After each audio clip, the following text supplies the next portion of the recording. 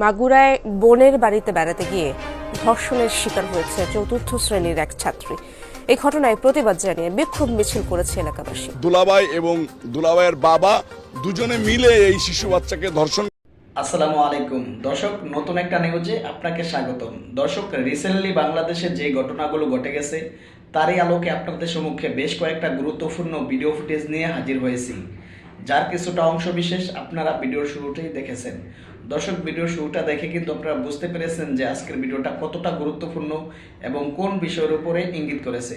তাই বলবো, ভিডিওটি যারা প্লে করেছেন সম্পূর্ণ ভিডিওটি না টেনে দেখে যাওয়ার, তাহলে দর্শক চাঞ্চল্যকর তথ্য জানতে পারবেন আজকের এই ভিডিওটি থেকে। তো চলুন কথা না বলে আমরা সেই মূল ভিডিওগুলো দেখে আসি। মাগুরায় বোনের বাড়িতে বেড়াতে গিয়ে ধর্ষণের শিকার হয়েছে চতুর্থ শ্রেণীর এক ছাত্রী। এই ঘটনায় প্রতিবাদ জানিয়ে বিক্ষোভ মিছিল করেছে এলাকাবাসী। বৃহস্পতিবার রাতে মাগুরা সদর থানার সামনে বিক্ষোভ করা হয়। এই সময় তারা ধর্ষণের সাথে জড়িত হিটু মিয়ার শাস্তির দাবি জানায়। পুলিশ জানায়, কয়েকদিন আগে শিশুটি তার বোনের শ্বশুর বাড়িতে বেড়াতে যায়। সেখানে শিশুটিকে একা পেয়ে বৃহস্পতিবার দুপুরে বোনের শ্বশুর হিটু মিয়া তার উপর পাশবিক নির্যাতন চালায়। পরে শিশুটি অসুস্থ হয়ে পড়লে তাকে মাগুরা সদর হাসপাতালে ভর্তি করা হয় এবং সেখানে তার অবস্থার অবনতি হলে উন্নত চিকিৎসার জন্য তাকে ঢাকায় আনা হয়। অভিযুক্ত হিটু মিয়াকে আটক করা হয়েছে। আমার বোনের শ্বশুর মেন আসামি, উনি এই কাণ্ডটা ঘটায়।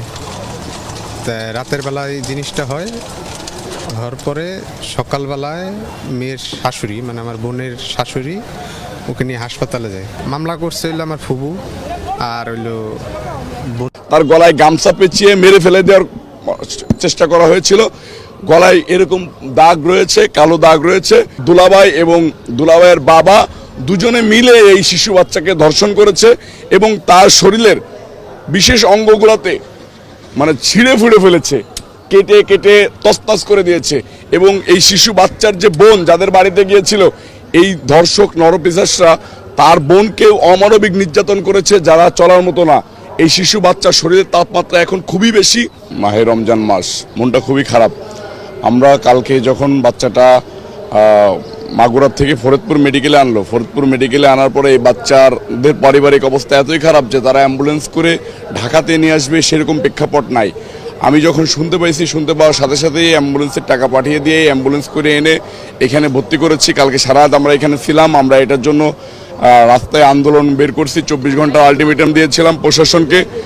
2টা আসামি গ্রেপ্তার হয়েছে, তাতেও মনটা ক্ষান্ত হচ্ছে না। আমরা এই যে শিশু বাচ্চা আসিয়াকে এখন দেখতে গিয়েছিলাম, এই বাচ্চাটা আইসিইউতে আছে এখনো। স্বাভাবিকভাবে মানুষের জ্ঞানের মাত্রা যেটা 15 থাকে, এই শিশু বাচ্চার জ্ঞানের মাত্রা এখন 8-এ আছে। মৃত্যুর সাথে পাঞ্জা লড়তেছে মুমূর্ষু অবস্থায়।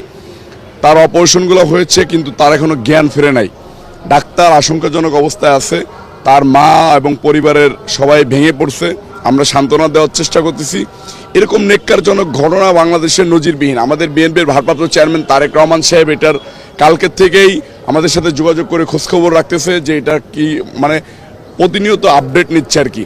আমরাও সবাই এখানে থেকে চেষ্টা করতেছি যে যেভাবে ডাক্তারের সাথে যোগাযোগ করে 6টা টেস্ট দিয়েছিল, সকালবেলায় টেস্টগুলো করা হয়েছে। টেস্টের রিপোর্টগুলো এখনো আসে নাই। কিছুক্ষণের ভিতরে রিপোর্ট আসলে আমরা জানতে পারবো, কিন্তু বাচ্চার এখনো জ্ঞান ফেরে নাই। বাচ্চা মুমূর্ষু অবস্থায় আছে। আল্লাহর কাছে দোয়া করে আল্লাহ পাক রব্বুল আলামিন যেন বাচ্চাটাকে হেফাজত করে। এবং আপনাদের মাধ্যমে সারা বাংলাদেশের মানুষের কাছে দোয়া চাচ্ছি যে এই আসিয়া 8 বছরের শিশু বাচ্চা, ক্লাস 3-তে পড়ে, তার দুলাভাই এবং দুলাভাইয়ের বাবা দুজনে মিলে এই শিশু বাচ্চাকে ধর্ষণ করেছে এবং তার শরীরের বিশেষ অঙ্গগুলোতে মানে ছিঁড়ে ফুঁড়ে ফেলেছে, কেটে কেটে তছনছ করে দিয়েছে।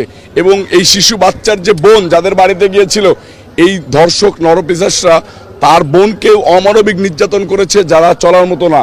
এই শিশু বাচ্চার শরীরের তাপমাত্রা এখন খুবই বেশি, মানে জ্বর আর কি, যেটা বলা যাচ্ছে। শরীরে এই জ্ঞানহীন অবস্থাতেই তার শরীরে প্রচন্ড পরিমাণে জ্বর। চিকিৎসকরা বলতেছে যে ভাই, যেহেতু শিশু বাচ্চা, তার গলায় তাকে মেরে ফেলা দেওয়ার জন্য চেষ্টা করা হয়েছিল। এরকম দুর্ঘটনা ঘটানোর পরে, ধর্ষণের মতো দুর্ঘটনা ঘটানোর পরে তার গলায় গামছা পেঁচিয়ে মেরে ফেলে দেওয়ার চেষ্টা করা হয়েছিল।